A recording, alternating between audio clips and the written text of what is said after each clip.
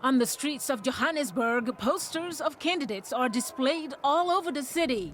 One voter tells VOA he wants continuation and will cast his ballot for the African National Congress. Another one says he's had enough and will vote for the Democratic Alliance. 30 years of democracy is probably 30 years of policy. We need another 30 years of implementing those policies and seeing them coming through to fruition. Because they're all about change. Enough is enough. We've had enough of the empty promises. Housing, water. In a promo video, ANC leader Cyril Ramaphosa says they've made progress in meeting the basic needs of the people of South Africa. We are putting South Africa to work by investing in our people to ensure that no one is left behind.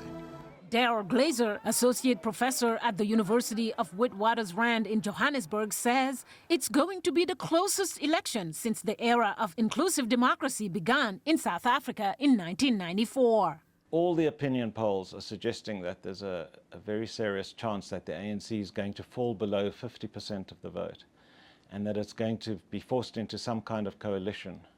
Glazer and other analysts have told VOA that allegations of corruption, scandals and disunity within the ANC have helped the opposition gain ground, including the Economic Freedom Fighters Party led by Julius Malema, a former ANC youth leader, and the newly formed Umkhonto weSizwe Party, which former President Jacob Zuma has been campaigning for. Well, Jacob Zuma's party, Umkhonto weSizwe, or MK, has been a completely unexpected surprise. I mean, it arrived on the scene quite late in the run-up to the election and completely scrambled everything. The EFF certainly appeals to a certain audience, and it's been growing. In some ways, MK is as much a threat to the EFF as it is to the ANC, if not more so, because it's capturing some of the discontented.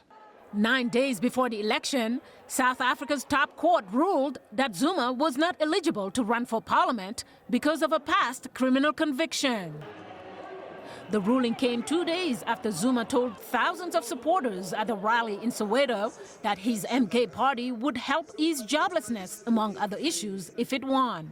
South Africa's unemployment rate has reached 32%, according to the World Bank, making it issue number one for many of the voters.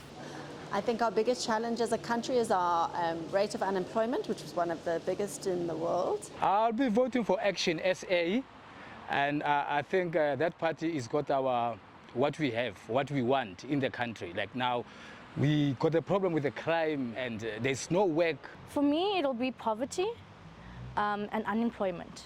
The lack of maintenance of infrastructure is another pressing issue. Nearly half of the country's 62 million people have registered to vote, says Thabo Masemola, an independent electoral commission official, and he says they are prepared to manage the vote efficiently, as they've done historically.